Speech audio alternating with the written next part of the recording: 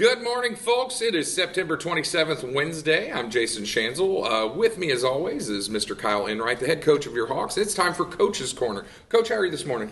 Doing great. Feeling great after two rivalry wins the last couple weeks. Yes, sir. So let's talk about that. How did it feel? What were your takeaways from this big comeback win that you had Friday night? Well, it felt really good, especially coming off of Vogel's foot. But some of the major takeaways for me was the leadership of our kids. So, we had a bunch of young men at halftime that not necessarily got called out, but just got some tough coaching at halftime. We weren't playing well at the half, and it's one thing to hear it from coaches, but it's how your senior leadership crew, and these guys stood out to me, but Steve-O, Albert, Javian, MJ, and Chris, kind of as they go, how they go, the rest of the team does. And there were some coaches getting on some kids at halftime, and the way that they responded as senior leaders to kind of put their arm around them, give them tough love was huge. But so that was a big takeaway. But then in order to have leadership work, you have to have great followers. Yeah. And people don't realize that sometimes. Like the kids that are being yelled at or coached or you're trying to lead, they have to follow what those older guys are saying. And so I was just really proud of our kids for that. We had a few guys that really stood out in the second half, and they were called out at halftime, and that's huge. But, what we say is criticize the mistake, not the man, and praise the person, not the play. Yeah. So, just when you criticize someone, what's the mistake that you're criticizing? We're not criticizing you as a person. We're criticizing the mistake. But when they make a play, you're criticizing or you're praising the player and not the play. So just try to stick with that mantra. I really feel like our kids love one another. And at the end of the day, when you have respect and you love your teammates, like great things happen when you face adversity. We faced adversity. We responded in the second half. And then the final takeaway, obviously, is the field goal extra point team. A lot of people, when you hit a 49-yard field goal, like you get so many, so many people like, wow, what a play, unbelievable, I can't believe he hit that. Well, I'll tell you that everybody on our sideline and everybody on the field knew he was going to hit that. And it has no other reason than that team has worked tirelessly with Coach Persecki and Coach Gardner since I can remember. I mean, they get, 10 to 12 kicks up a day, every single practice, but then the snapper, Alex Erber, the holder, Bryson Bonowit, and the kicker, Ashton Vogel, trust each other completely. So many reps reps that are perfect, 50-yarders, 55-yarders, regular basis, every single day. Yeah. So when it comes to fruition on a Friday night, to everyone else, it's like, wow, that was so lucky. Everything had to come together. It wasn't lucky. Everybody knew he was going to make it, which is a testament to those guys. But couldn't be more proud of a group of kids. It says a lot, too. Like, every one of those kids are kind of the old all shucks, humble kids. When you talk to Serb, when you talk to Ashton, when you talk to Bonnie, they're all very, very, we're just doing our job. Yeah, they're doubt. Very much those kids, all of those guys. For sure, and it's a weird thing with those three.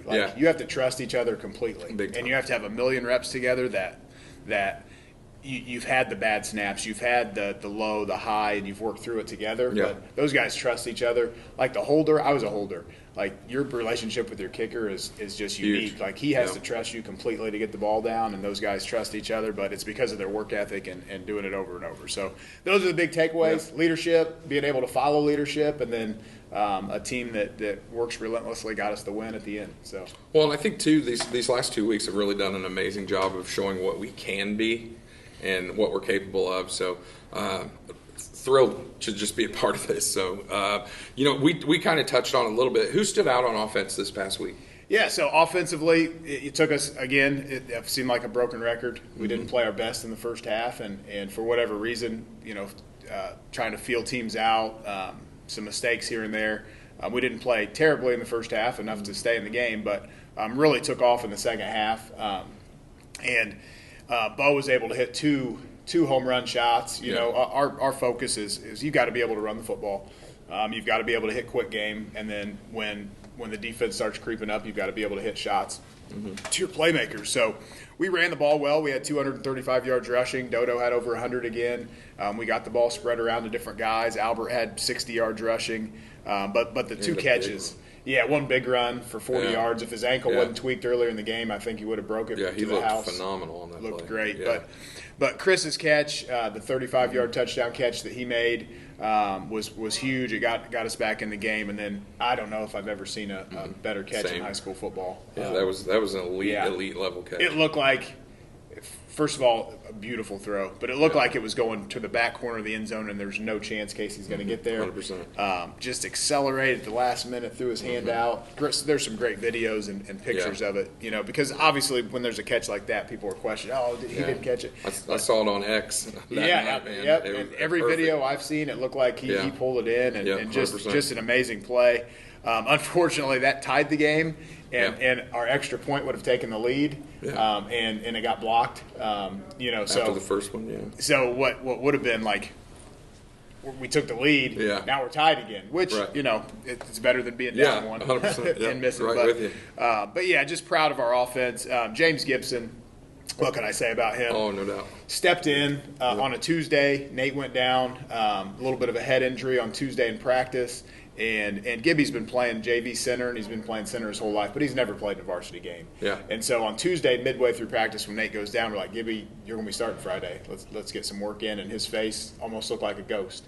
But he worked through 3 days of practice and then got himself ready. And, he made the comment, like, my very first start at home on homecoming versus a 5-0 team and a ranked team.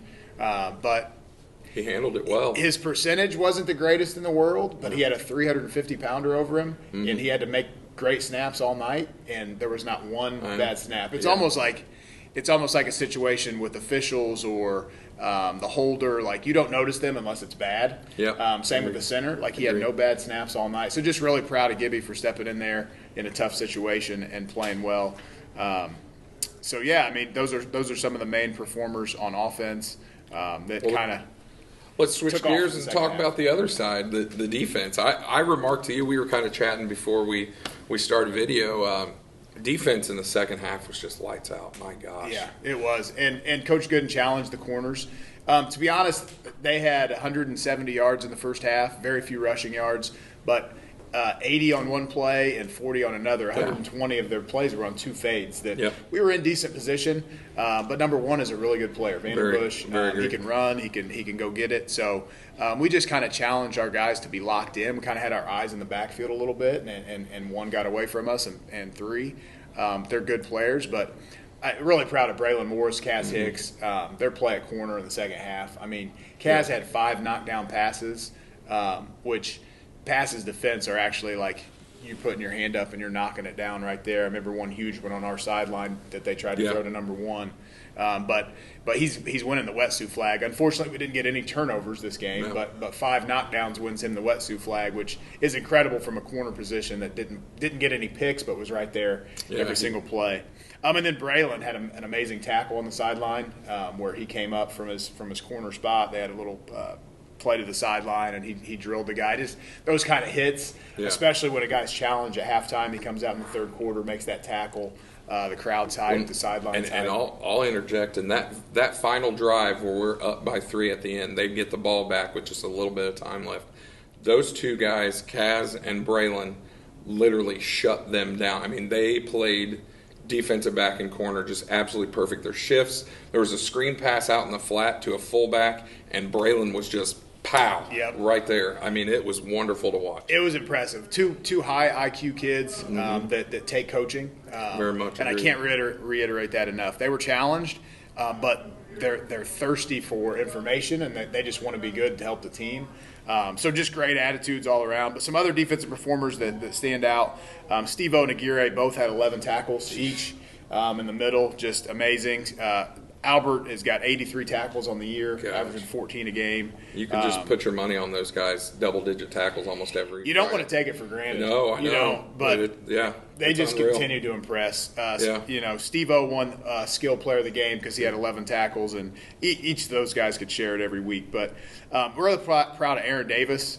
He had 7 tackles as an interior lineman, and one huge. We knew that they were prone to fake punt. And they did, and Aaron was right there and stopped it. His motor from sideline to sideline is elite for how big he is. But he had a great game. Bonnie football, 5 tackles, 1 tackle for loss, 1 sack, blocked a field goal. Kid does everything but drive the bus. Yeah, I mean, he does, man. Love Bonnie. And then Michael again continues to get better. He had 8 tackles and a tackle for loss. MJ, his brother, was stout up front, and Brado had 5 tackles. So just an all-around great performance by our defense, especially in the second half, like you said, just to completely shut them down. And I'll add somebody to your list. Jalen Shanks had another amazing game. He had at least 1 or 2 sacks. And he did. And this is the biggest line that probably we're going to see. I mean, it seemed like they were 290, 300 across the board. Yeah, they're and pretty just big. Nasty, bellies hanging out. They loved being linemen, and they were good. I mean, it was a good line that the week before they rushed for 300 yards and 5 touchdowns. We held Starnes to 2.2 yards a carry, 50 yards. He's a very good running back. Yeah, so just really proud of, like you said, of our whole defensive line and defensive staff and Coach Gooden. Yeah, I agree totally. Let's switch to our third phase. We've already kind of touched on that, and like we say, they call them special teams for a reason, Coach. Very special. Again, I couldn't be more proud of Coach Gardner and how he leads these young men. He has a presentation every week on Monday when we do our scouting reports, and he'll put up some funny pictures of our kids. The one that stands out is McLovin, and he calls him Fogel. The kids buy in, and when you have very good football players that don't just think of special teams as a resting time of the game, as actual playmaking time, you can have special teams, and we do. So shout out to those guys, but a couple shout outs. Troy Van, I can't pronounce his last name. Thank you. Yes. Troy Van, we call him Van. He stepped in as a freshman long snapper on punts. And since then, our punt team has kind of taken off. That's cool. Vogel's got a nasty leg, even punting, and we just weren't able to utilize it early in the season because of the snap. So we tried some guys out, and Troy has been amazing. Vogel had 4 punts for an average of 47 yards. Jeez, we pinned really him inside the 20 twice. Should have been inside the one time when we just didn't get down there in time. But we also stopped a fake punt. We blocked a field goal. Bonnie did. And Coach Gardner at the last minute put Brado back at the goal line in case it was short, and we returned it to the 35 or 40 yard line. That's huge. So he hit a 40-yarder, field goal, a 49-yarder, had 6 kickoffs, 5 of them touchbacks. Again, that hidden yardage when teams are starting at the 20 or inside the 20. It's a lot of field to work for a high school football team to go 80 yards every single time. So couldn't be more proud of our special teams. Agreed. Special people play special teams, and we're lucky enough to have a great coach and kids that buy into that. For sure, I couldn't agree more. We always talk about the hidden yards, and that's where you get them. I mean, those special teams were on point Friday. Very proud of those guys, for sure. All right, well, we're going to take a quick break, and we'll talk to some players, our offensive linemen, one that we alluded to earlier. So we'll talk to them, and then we'll come back and finish up with Coach talking about next week. All right, folks, I'm here with a couple of Decatur Central's finest, a few offensive linemen with our Hawks. Directly to my right is Mr. Nathan Calahan. In the middle, Mr. James Gibson. And on the end there, last but not least, Mr. Garrett Smith. How are you guys this morning, fellas? Pretty good. Good. So we're going to ask you a few questions here, or maybe a little more than a few, to just kind of get to know you a little bit and let the folks know kind of what you're about and who you might be, all right? So the first one is, do you have a nickname? Nathan, we'll start with you. Do you have a nickname? My nickname is Nate. Nate, what about you, James? My nickname is Gibby. How about you, Garrett? Mine's usually just G. Just G. All right. So we got Nate, Gibby, and G. All right. So, guys, if you had some extra money, what do you think you would spend it on? I'd probably spend it on food or clothes. All right. Food. All right. Hey, I'm not going to lie. I'm right with these guys. I'd probably spend it on food, too. So, how about let's name a song that gets you hyped or fired up. Probably first day out by T Grizzly. All right. I'd probably say first day out too. That's mine for football. All right. See, that's why they're all on the same offensive line together. They're just alike. So, all right. So this is probably my favorite question of the whole list, guys. So if you could choose one superpower, whether it be for good or for evil, what superpower would you choose? I'd probably choose super strength because I'd choose probably just flying. Flying would be my favorite. Right. And I would choose super strength too. So we got a couple of strengths and one flyer, huh? All right. Interesting. I'll be honest, I would choose mind control, which is probably an evil power, right? So, all right. Let's see. Would you guys rather ask for permission or forgiveness? Ask for permission. Permission. for sure. Permission. Look at these fine young men over here making good choices.